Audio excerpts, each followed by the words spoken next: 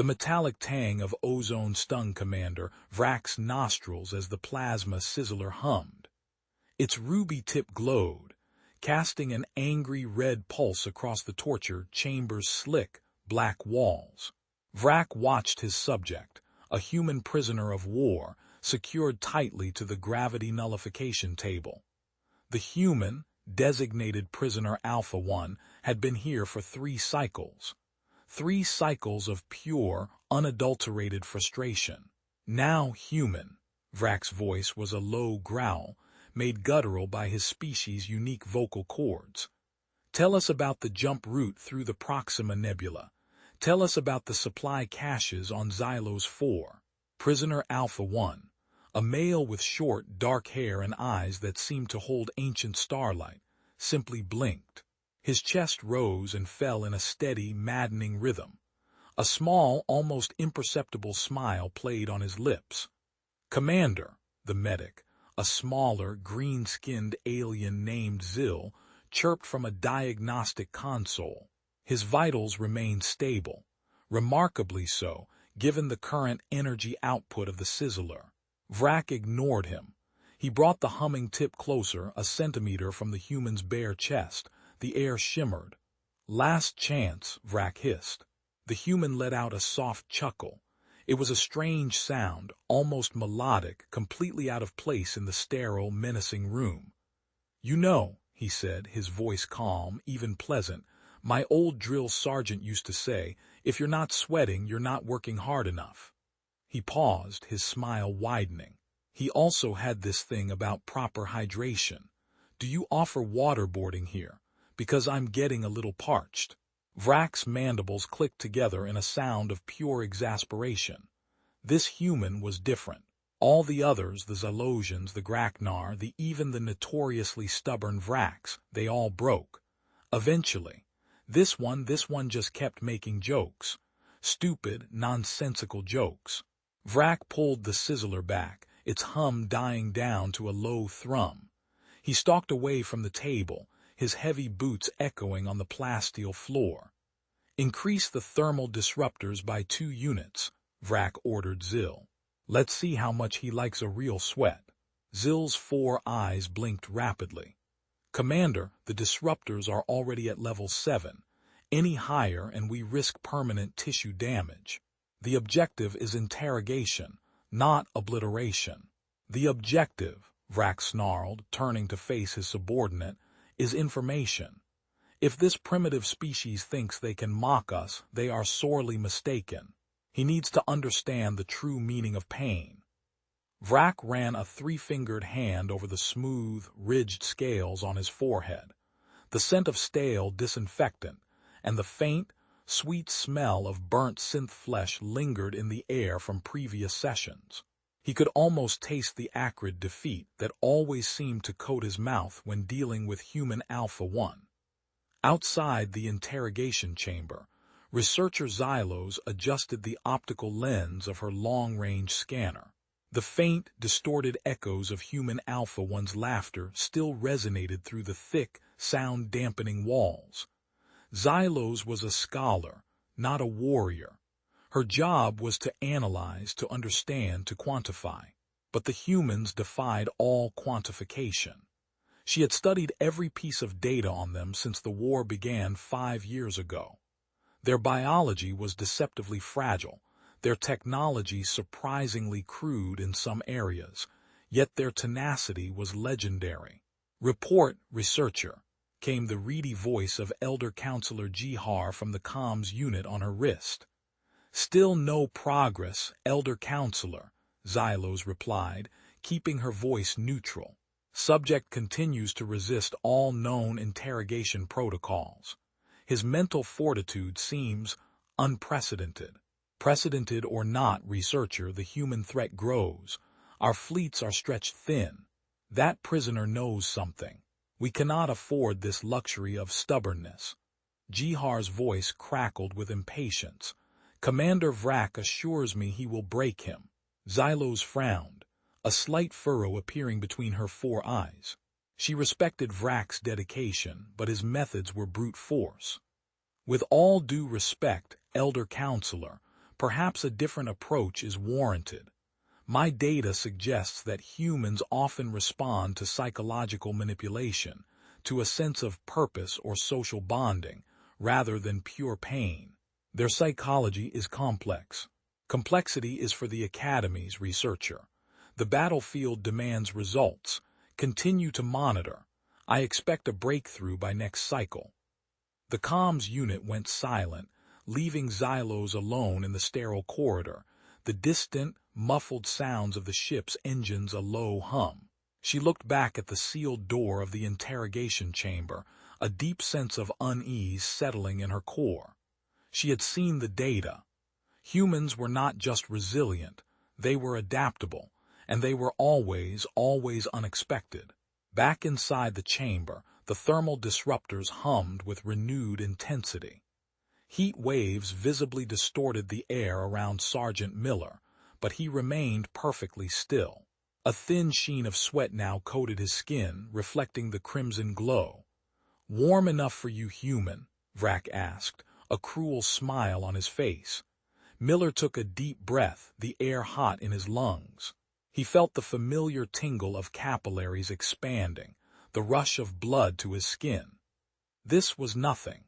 Nothing compared to the desert training back on Mars, where the drill sergeants would make them run full combat drills in 130-degree heat with simulated sandstorms, or the cryoendurance tests, where they'd be submerged in near-freezing water until their lips turned blue, then forced to solve complex equations. This alien torture chamber felt like a spa in comparison. "You know, Commander," Miller said, his voice only slightly strained, "this reminds me of my first date. She said she liked a guy who could take the heat. I guess I'm still trying to impress her." He tried to wiggle his fingers, bound tightly by the energy cuffs. "Could you maybe dim the lights a bit? I'm trying to get a tan, not a degree burn." Vrak let out a frustrated growl. He turned to Zil. "The human has some form of internal thermoregulation, a unique bioresponse." Zil nodded nervously. "Indeed, Commander. His internal temperature is rising, but at a controlled rate. His epidermal layers show no signs of breakdown. It's remarkable." Vrak slammed his fist on the console. "Remarkable is not useful. What about the nerve disruptors, the sonic pulsators? We've tried everything in the standard protocol." "We have, Commander," Zil stammered. "He seems to adapt. His neural pathways appear to reroute around the pain signals. It's as if his brain is actively working to negate the stimuli." Miller's eyes twinkled. "Well, you know what they say, mind over matter. If you don't mind, it doesn't matter." He winced slightly as a new burst of heat washed over him. "Okay, maybe it matters a little, just a tiny bit. Could use a nice cold soda right about now." Vrak paced the room, his frustration a tangible presence. He had interrogated hundreds of beings across the galaxy. None had ever made him question his methods, his sanity, or his species' superiority. But this human was an enigma. He was an insult. He would break. Vrak would personally ensure it. A few hours later, the interrogation chamber door hissed open. Researcher Xylos stepped inside, her movements deliberate and precise. She carried a data slate and a small, humming device. Zil was still monitoring the human, his multiple eyes wide with a mixture of fear and fascination. Commander Vrak was gone, having stormed off in a fit of rage after Miller started singing a strange, off-key song about a bear in the woods. "Report, Zil," Xylos stated, her voice soft but authoritative. "Researcher," Zil began, bowing slightly. "Subject Alpha 1 remains unresponsive to all stimuli. Commander Vrak has initiated Phase 3 protocols for extreme resistant subjects. We are awaiting his return to begin." Xylos looked at Miller. He was still strapped to the table, but the thermal disruptors were off. The room was now cool, almost chilly. Miller shivered slightly, but still held that maddening, faint smile. "Sergeant Miller," Xylos said, using his proper designation for the first time. "My name is Researcher Xylos. I am a xenobiologist. I am here to understand." Miller blinked slowly. "A xenobiologist, huh? So you study aliens?" He paused. "Must be tough, all those weird smells and extra limbs." He chuckled again. "Hope you got good deodorant." Xylos ignored the jibe. "My purpose is not to inflict pain, Sergeant. It is to learn, to understand your species. Why do you resist so completely? What drives this resilience?" Miller looked at her, his expression shifting slightly. For the first time, a hint of something other than defiance flickered in his eyes. Curiosity. "You want to know why?" he asked, his voice softer now. "Because I'm a human, and humans don't break. Not easily, anyway." He looked away, his gaze fixed on a small chip in the ceiling. "And because I have things to go back to, a family, a life." His voice held a quiet strength, a bedrock of purpose. Xylos felt a strange pang in her chest. Empathy, a dangerous emotion to feel towards a prisoner of war. She activated the small device she carried. It emitted a low, resonant hum. "This is a neural scanner, Sergeant. It will map your brain activity. Perhaps then we can understand." Miller watched the device warily. "Oh, a brain scan, huh? Are you looking for my happy thoughts? Because right now they're mostly about a cheeseburger. A really big, juicy one." Xylos placed the device gently against his temple. A soft blue light pulsed. She watched the holographic display on her data slate as intricate patterns of neural pathways lit up.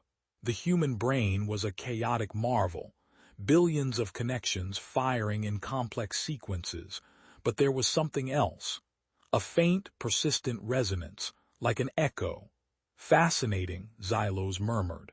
"Your brain exhibits unusual patterns of active recall, and significant levels of a neurochemical we do not fully understand. It appears to dampen pain receptors, while simultaneously enhancing cognitive function." Miller chuckled. "Yeah, that's called grit, Doc, and a little bit of stubbornness. It's a human thing, we specialize in it." The door hissed open again. Commander Vrak stepped in, flanked by 2 armed guards. He carried a heavy, lead-lined case. A grim satisfaction settled on his face as he surveyed the scene. "Researcher," Vrak said, his voice flat. "Your analysis complete." "Commander," Xylos replied, turning to face him. "I believe the human's resilience is tied to unique neurochemical processes. It's not a matter of willpower alone. It's biological." Vrak scoffed. "Biological or not, it will bend. Prepare the psychomatrix inductor. We will unravel his mind layer by layer. If his body cannot be broken, his spirit will." He opened the case. Inside, a complex array of shimmering wires and pulsating emitters glowed. This was a device of last resort. It targeted the core memories, the deepest fears, the very essence of a being. Miller watched Vrak, his smile finally fading. A flicker of something that might have been unease crossed his face, but it was quickly replaced by a steely resolve. "Oh boy," he muttered. "Looks like someone skipped their meditation session this morning." Hours turned into a blur. The psychomatrix inductor pulsed, its silent energy waves probing Miller's mind. He felt a strange pressure behind his eyes, a phantom weight in his skull. Memories, long buried, began to surface. He was back on his family farm, a young boy chasing fireflies in the twilight, the smell of fresh earth and blooming jasmine thick in the air, his father's booming laughter as he swung Miller onto his shoulders. Then a sudden, jarring shift. He was in the academy, mud-caked, exhausted, his muscles screaming. His drill sergeant, a grizzled old veteran named Hammer Thorn, pushing him beyond his limits.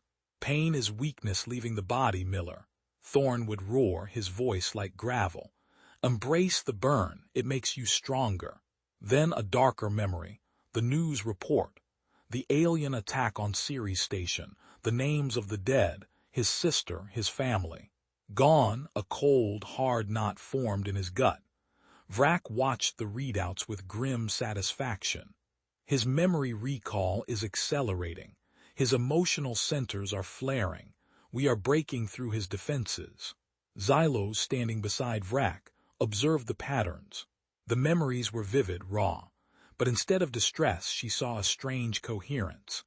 The painful memories seemed to reinforce, rather than weaken, his resolve.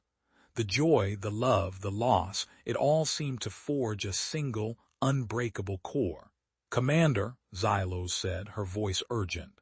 "His pain responses are atypical. He is not experiencing anguish as we understand it. It's as if he's processing the memories almost, reliving them but without the expected emotional breakdown." Miller let out a small gasp. He was back on the farm, but it was ruined, burned. The smell of ash and despair filled his phantom nostrils, but then he saw it. A single, resilient sprout pushing through the scorched earth. Hope. "That's the trick, Commander," Miller rasped, his voice strained but steady. "You think you're torturing me, but you're just reminding me why I'm here, why I fight." He gritted his teeth. "You're just showing me the highlights reel of my life. It's actually quite motivating." Vrak's mandibles tightened. "He's mocking us even now. Increase the intensity." Zil whimpered. "Commander, his neural activity is spiking. We risk permanent psychosis."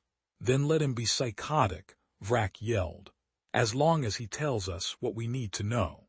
The psychomatrix inductor pulsed faster, its hum rising in pitch. The images in Miller's mind intensified. The faces of his comrades in arms, their laughter, their shared hardships. The smell of burnt coffee in the barracks. The taste of victory after a hard-won battle. The feel of his wife's hand in his, the warmth of their daughter's embrace. This was not torture.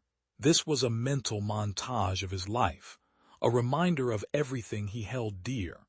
Every memory, every feeling, every moment strengthened his resolve. They were adding bricks to his mental fortress, not tearing them down. Hours later, the inductor finally sputtered and died, overloaded. Smoke drifted from its emitters. Commander Vrak stared at the broken machine, his face a mask of disbelief. Miller lay still on the table, sweat plastering his hair to his forehead. His breathing was deep and even. He looked at Vrak, then at Xylos, then at the smoking device. A slow smile spread across his face. "Is that all you got?" he asked, his voice a little hoarse but clear. "Because, to be honest, I was just starting to feel a good burn. Thanks for the warm-up." A stunned silence filled the room. Zil dropped his data slate with a clatter. Even Vrak, for the first time, seemed utterly speechless. The human had not just resisted, he had absorbed. He had thrived. He had thanked them for the torture. Vrak's face contorted into a snarl. "Guards, get him off the table. Put him in cell block Gamma 7, and triple the security. I need to think." He stormed out of the chamber, his frustration a palpable cloud around him. Xylos remained, staring at Miller. She had witnessed something truly extraordinary. Not just resilience, but a profound connection to his own life, his own identity, that transmuted pain into strength. She picked up Zil's fallen data slate.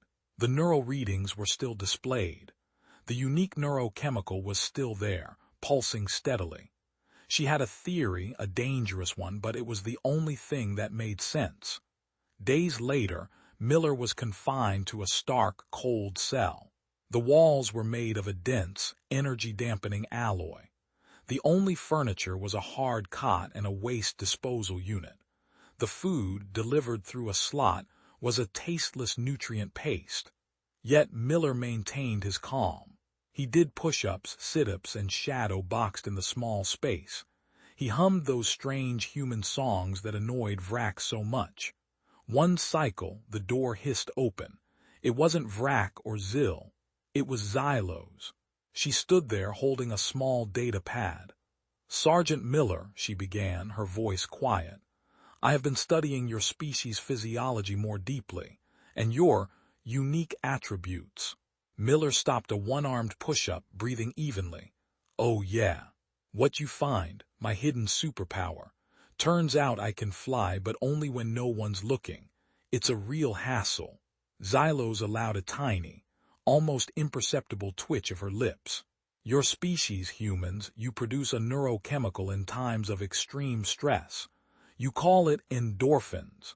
But your specific levels, your capacity for its production, are astronomical compared to any other known sentient species. She paused. It doesn't just numb pain, Sergeant.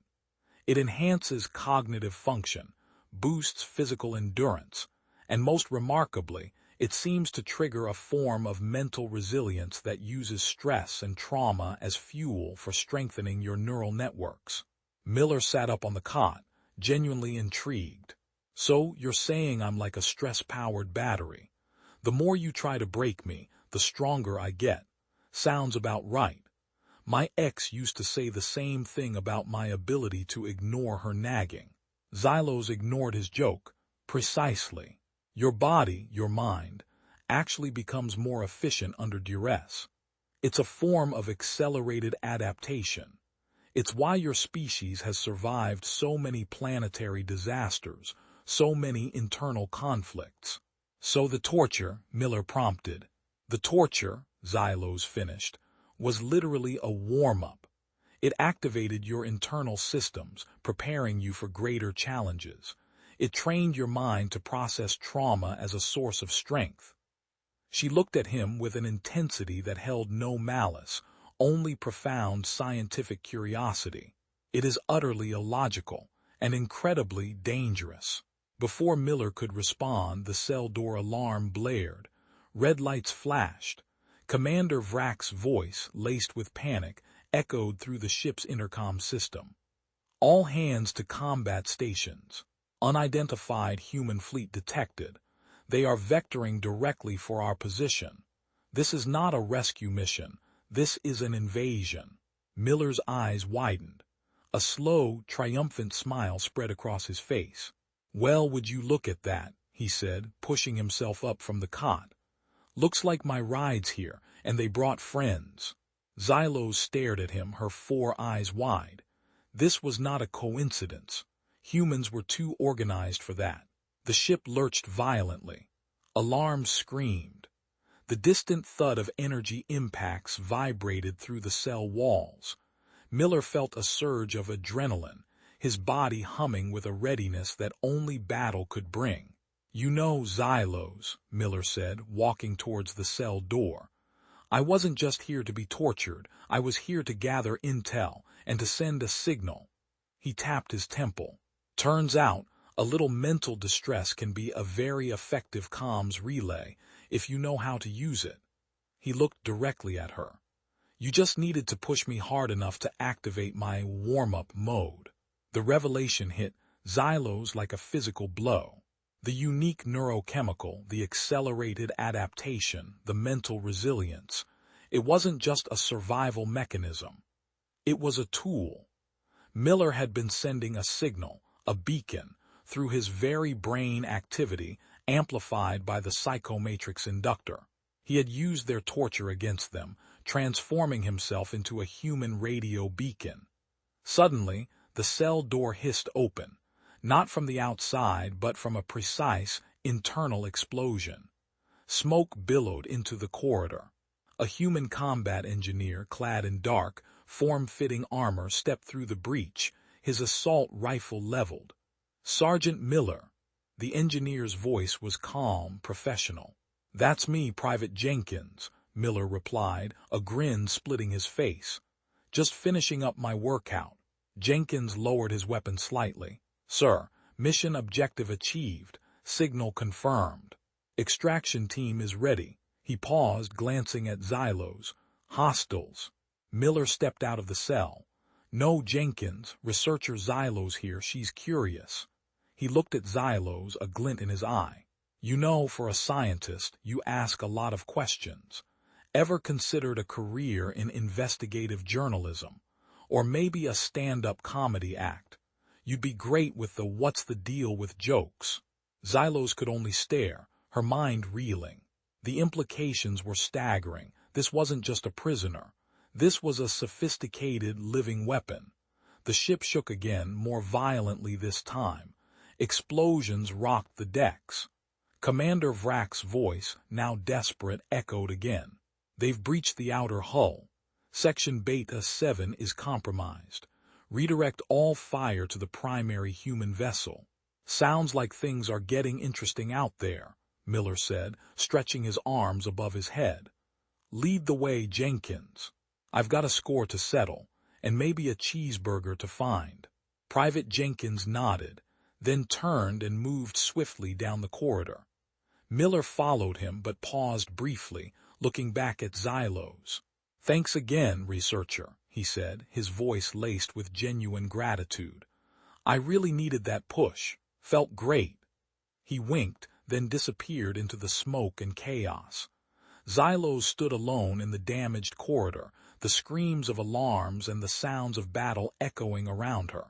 Her data slate still displayed the strange, triumphant neural patterns of Sergeant Miller.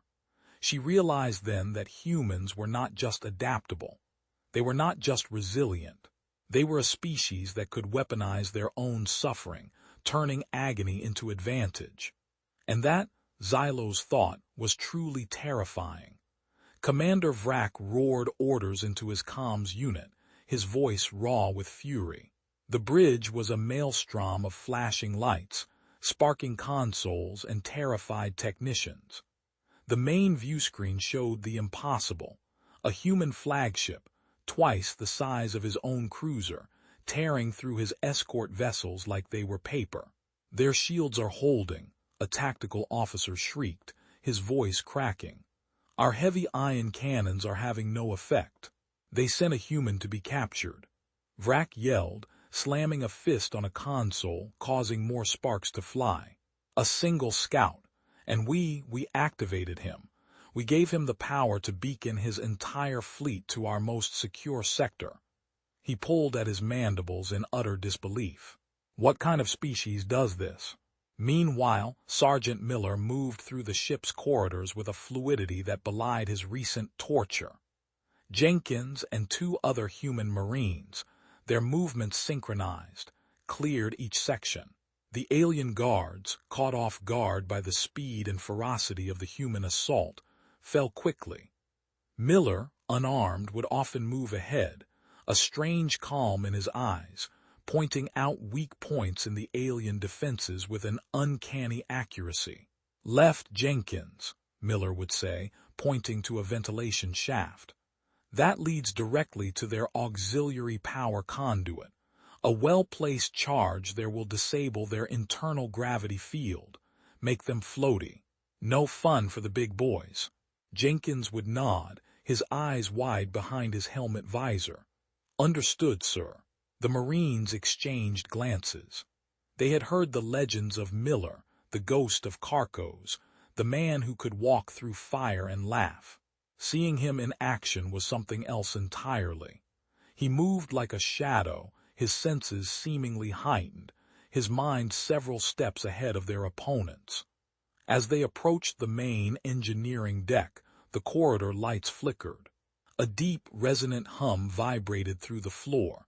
Sounds like they're trying to reroute primary power, Miller observed.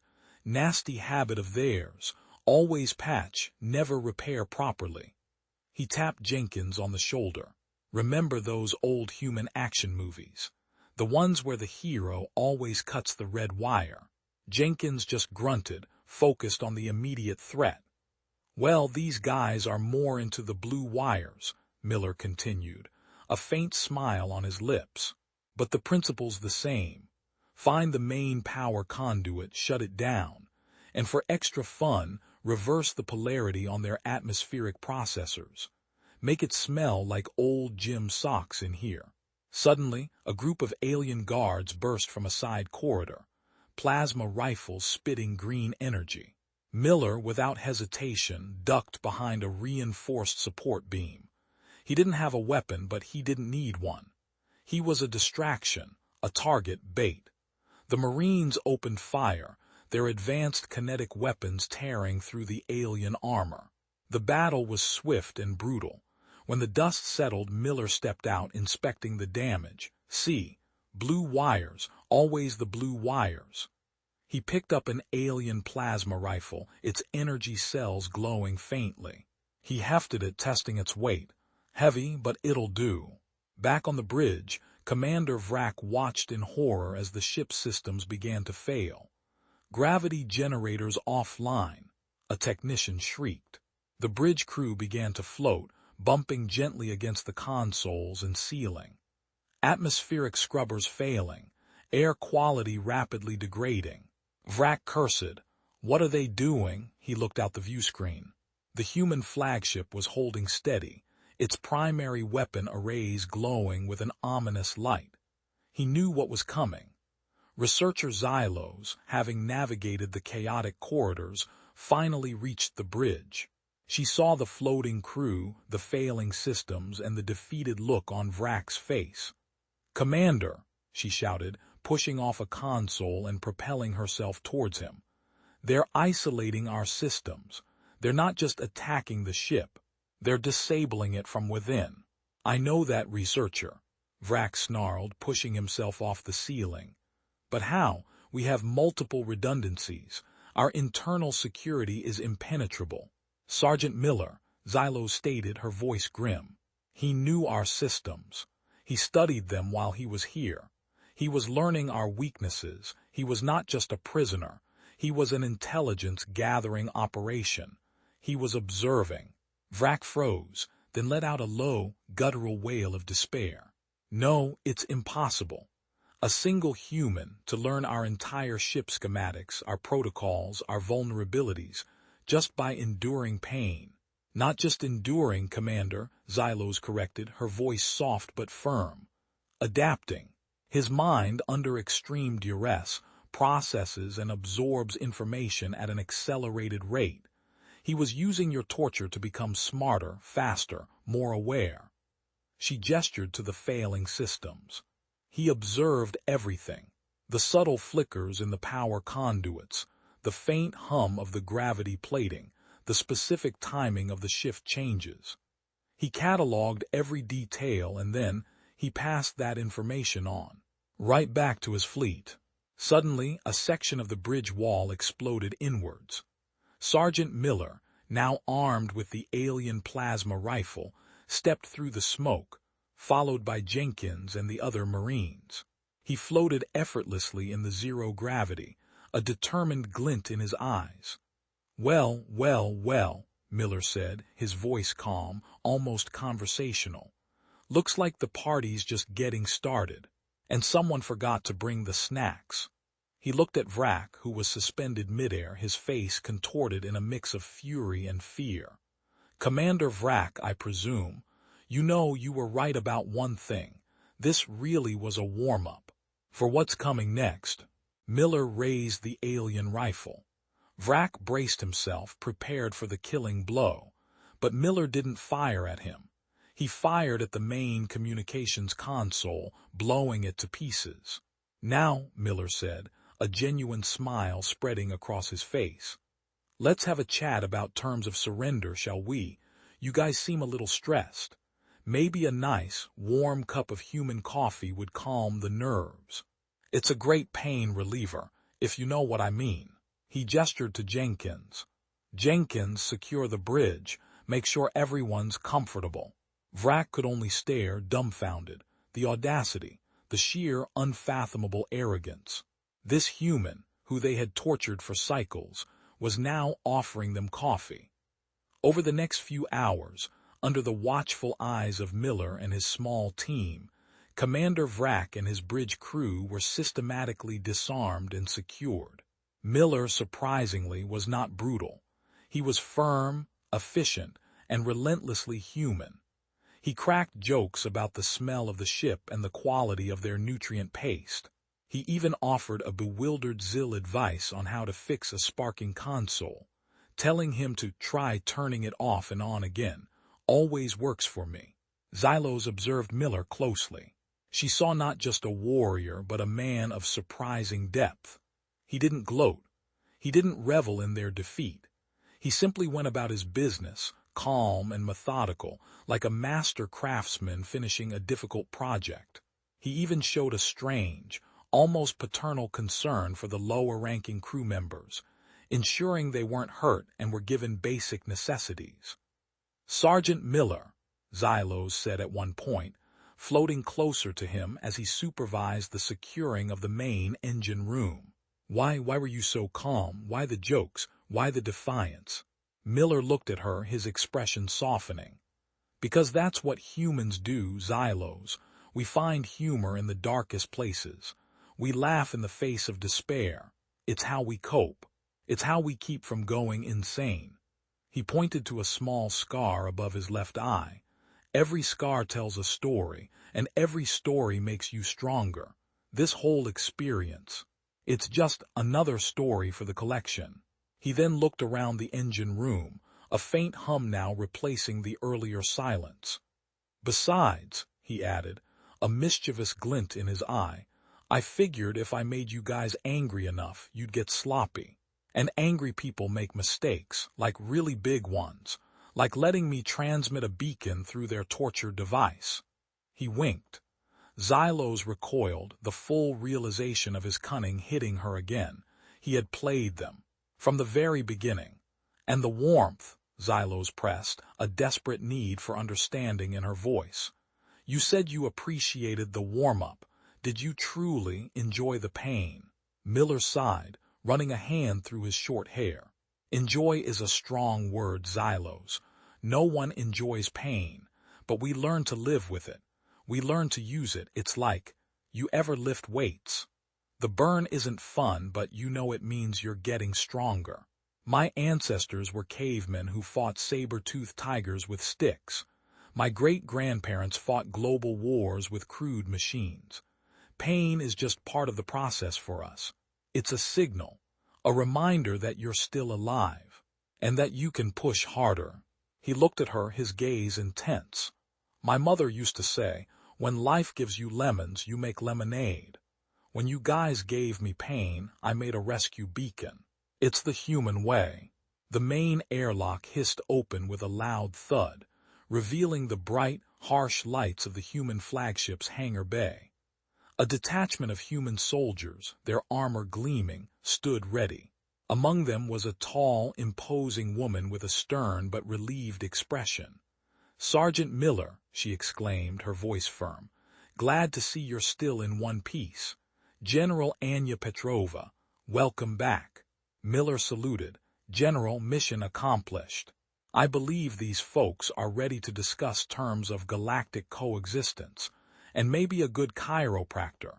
They've been a little stiff lately." He motioned to the disarmed aliens being led off the ship by human marines. General Petrova's lips twitched in an almost smile. "Always the comedian, Miller." She then looked at Xylos, her expression hardening. "Researcher Xylos, your species has committed grave atrocities, but your willingness to observe and understand has been noted." Xylos looked from Miller to General Petrova, then back to Miller. The human was not just a soldier, he was a symbol, a living, breathing embodiment of their species' strange, terrifying strength. "General," Xylos began, her voice gaining strength, "I have learned much from Sergeant Miller. Your species, it is unlike anything we have ever encountered. Your resilience, your adaptability, your ability to turn weakness into strength, it changes everything."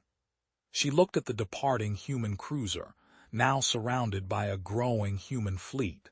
"Perhaps," she added, a note of grim hope in her voice, "perhaps there is a path to understanding, not just conquest." Petrova nodded slowly.